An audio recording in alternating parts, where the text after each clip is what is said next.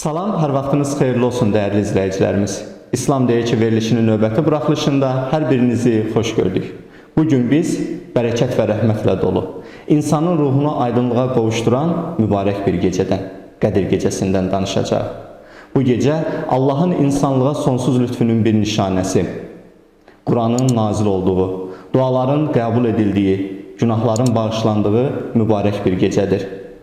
Bəlkə də bu gecə bizim üçün yeni bir başlanğıc olacaq. Bəlkə də illərlə daşıdığımız yükdən qurtulub ruhumuzun azadlığını hiss edəcəyik. Qədir gecəsi insanın özünə və qəlbinə nəzər salıb Allaha yönəlməsi üçün bir dəvətdir. Bu gecə sadəcə bir zaman dilimi deyil, insanın ruhunu yenidən oyandıran, Allahın rəhmətinə yaxınlaşmağa fürsət verən müqəddəs bir gecədir. Elə isə gəlin bu möhtəşəm gecənin dərinliklərinə qonağımız Azərbaycan İlahiyyat İnstitutunun İslamşünaslıq kafedrasının müdiri, fəlsəfə üzrə fəlsəfə doktoru, dosent Əhməd Niyazovla birgə varaq. Əhməd müəllim, xoş gəlmişsiniz. Necəsiniz? Xoş gördük. Hər vaxtınız xeyir olsun. Sağ olun. Təşəkkür edirik. Əhməd müəllim, bildiyimiz kimi Ramazanın artıq ikinci 10 günlüyünü yaşayırıq. Qarşıdan üçüncü 10 günlük gəlir. Allah Resulü Sallallahu da buyurub ki, Qədir gecəsini Ramazanın üçüncü 10 günlüyündə axtarın. Sualım bundan ibarət olacaq ki, Qədir gecəsi Ramazan ayının niyə önəmli gecələrindən biridir? Peki. Hər şeydən əvvəl ifadə edim ki, əvvəli rəhmət, ortası məğfirət ayıdır. Sonu da möminlərin cənnətə qovuşma və cəhənnəmdən azad olma ümidi ilə yaşadığı bu Ramazan-ı Şərifi bütün xalqımıza və dünya müsəlmanlarına xeyir, bərəkət, əmin-amanlıq gətirsin inşallah. Ramazan ayı girmədən əvvəl Peyğəmbər sallallahu aleyhi və səlləmin belə bir hədisindən danışılır ki, o Şaban ayının sonunda demək bir təpənin üstünə çıxaraq belə səslənmişdi ümmətə ki, böyük bir ayın kölgəsi üzərimizə düşdü. Bu ayda elə bir gecə vardır ki, 1000 aydan daha xeyirlidir və onun adı Qədir gecəsidir. Yəni bunu Qədir gecəsinin ümumiyyətlə müjdələnməsi Ramazan ayından əvvəl olmaqla həmi demək ayə ilə sabitdir. Həm də bir yox, iki ayə ilə bu gecənin böyüklüyünə və bu gecənin mübarəkliyinə, bərəkətinə vurğu var iki ayəmizdə. Bunlardan biri mübarək Qədir surəsinin ayəsidir, ikinci ayəsi. İkincisi isə Duha surəsinin üçüncü ayəsidir. Əvvəlcə bunları bir qeyd edərək davam etsək söhbətimizə. Əvvəlcə bu gecə ilə bağlı müstəqil bir surə Qurani Kərimdə mövcuddur. Bunun adına da Qədir surəsi deyirik. Həm bu Qədir surəsinin içərisində elə Uca Allah buyurur ki, biz birinci ayədə biz bu mübarək Qur'anı bu gecədə endirdik deyir. Yəni Qurani Kərim kimi bir kitabın ki bəşəriyyətin, ondan sonra insanlığın həqiqət axtaran insanın, özünü dərk etmək istəyən insana ən böyük bir müjdədir Quran əslində.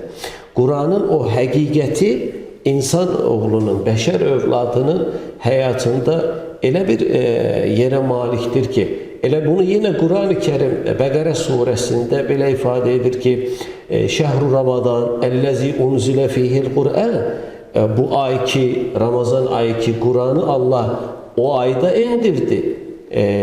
Huden linnəs, insanlar üçün yol göstəricidir.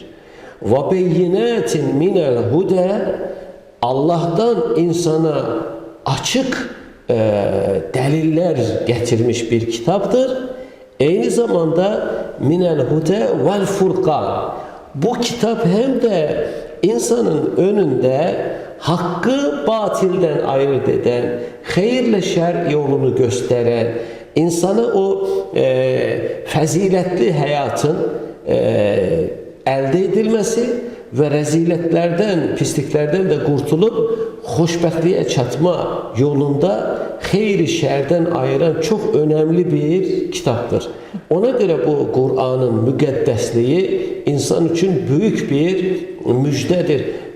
Kur'an o gecede indirilmiştir. Allah məhz həmin gecede Kur'an'ı indirir. Ve bu gecenin de elbette vəsfləri başkadır.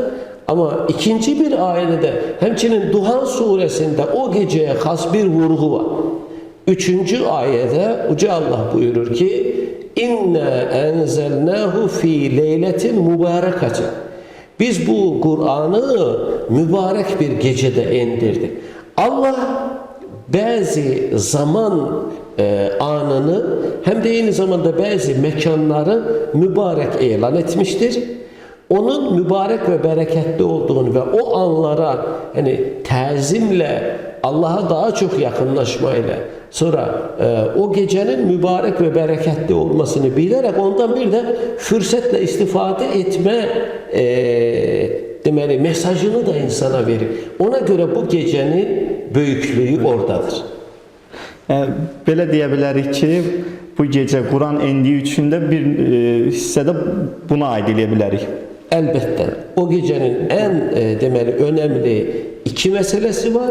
Biri Kur'an'ın o gece indirilmesi ki Kur'an hakkında dedik. İkincisi ise o gecenin mübarek ve bereket faziletle dolu olması. Əhməd müəllim, sözünüzün əvvəlində də qeyd elədiniz, Qədir gecəsinin 1000 aydan daha xeyirli olduğunu bildirdiniz. Allah Teala Quran-ı Kərimdə Qədir gecəsinin 1000 aydan xeyirli olduğunu bildirib. Burada sualım nədən ibarət olacaq? Bunun hikməti nədir? 1000 aydan xeyirli olmasının hikməti nədir Qədir gecəsinin? Qədir gecesini bize vəsf eden hadis-i şeriflerimiz var. Ben onunla başlamak isterim. Peygamber sallallahu aleyhi ve sellem buyurur ki Men qâme leyletel qadri imanen ve ihtisaben gufira lehu ma taqaddeme min zenbi.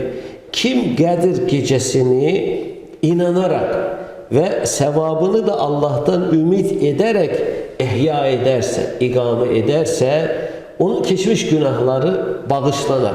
Bir esas hikmeti bu ayın demeli bu gecede duaların kabul olduğunun müjdelenmesidir.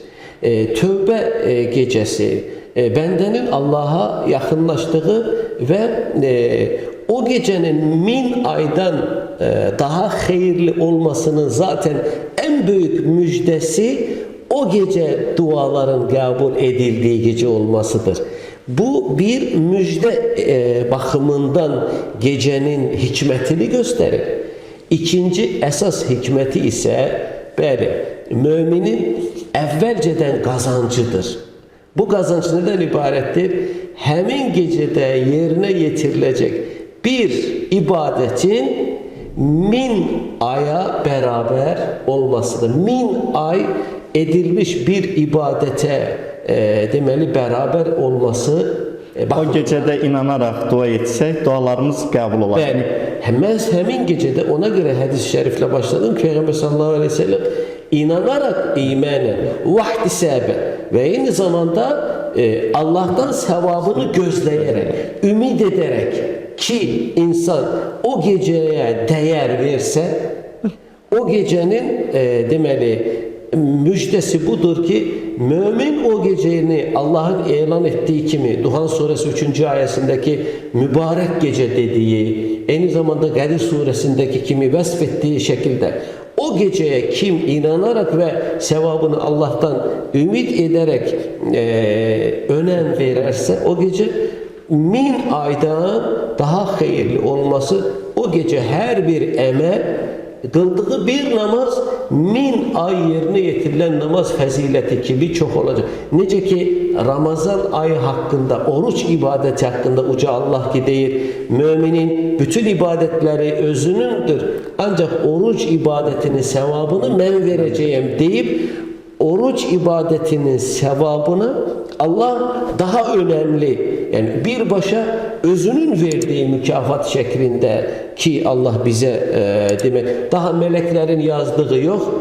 Bila vasite gördüğüm ve bendemin deməli Allahın rızası üçün necə səhərdən axşama qədər ac, susuz qaldığı və acsa da, susasa da Allah rızasına görə əlini onlara uzatmadığı, bu Allah'a o qədər hoş gelen bir haldır ki mükafatını da hiç melekler yazmadan özüm şahit olup özüm vereceğim bir ibadettir demesi kimi Qədir gecesi de böyle Allah'ın önem verdiği elə bir mübarek gecedir ki o gecenin o hikmeti az evvel dediğimiz hikmetine göre mümine 1000 aya beraber demek sevabının olacağı bir gecedir deyilir. İnşallah ümid edək ki, biz də o qullardan olarıq ki, Allah Taala özü bizə savabını versin. İnanarak, ümid ederek eden her bir bende olacağına ümidimiz var. İnşallah. Əhməd müəllim, bu gecədə biz bağışlanmaq, Allahın rəhmətini qazanmaq üçün müəyyən ibadətlər etməyə çalışırıq. Sizin tövsiyəniz nə olardı? Xüsusi bir tövsiyəniz varmı bu gecədə biz onu edək? Allah'a en yakın hal secde halıdır. Secde de namazda olur. Ona göre de peygamberlerin yerine getirdiği en birinci ibadet namazdır. Ona göre biz Kadir gecesini her şeyden evvel o gecenin ihyasını namaz ibadetlerine daha çok üstünlük vererek yerine getirmemiz uygun olan. Düzdür, müeyyen miktarda yerine getirilmesi lazım olan şart bir namaz yoktur. Ancak mümin özüne göre mesela qəza namazları da kıla bilər, o gece müstehap namazlarda kıla bilər, nafile namazlar yerine getirə bilər. Evvelce namaz kılmakla ancak namazdan sonra o gecenin demek bereketlenmesi Kur'an tilavetiyle olar. Çünkü Kadir gecesi Kur'an'ın nazil olduğu gece olduğuna göre Allah'a ibadette Kur'an tilavetinin önemli yeri var.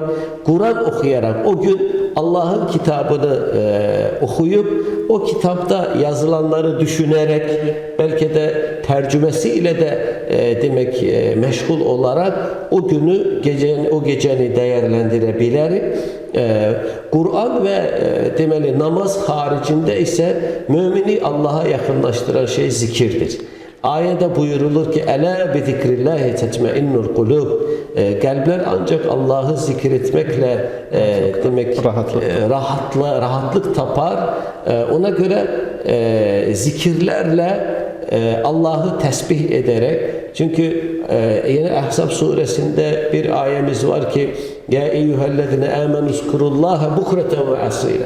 Ey iman edenler, demeli seher akşam Allah'ı unutmayın, onu zikredin, onu zikirlerle, hatta bazı ayelerle de deyilir ki elem ye'ni lillezine amenu, iman edenlere bir an gelmedi mi ki demek en tahşa kulubuhum bi zikrillah, Allah'ı zikrederken kalplerinin o yerinden kopacakmış gibi titrediği an gelmedi mi? Zikire de Allah bu derecede ehemmiyet verir. Kur'an-ı Kerim'de bunlar kaydolunur.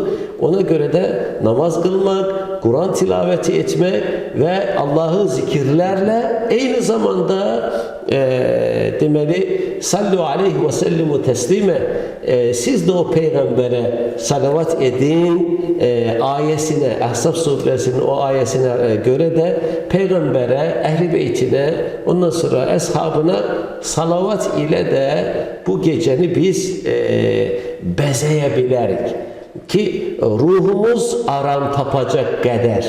Hatta böyle diye ruhumuz aram tapacak kadar biz bunları yerine getirdiğimiz zaman o yine bir hadiste Yüce Allah diyor Ana inde abdi zanni bi, men bendemin demek yanında onun demeli bendemin beni zannettiği gibi, yani o bizdeki zen hasıl olur ki ben artık gönlümce ben bu gece ibadet edebildim. İnsan özü onu idrak ettiği zaman Allah da ondan razı kalmıştır. Allah idrak etməyi nəsib eləsin. Amin. Amin.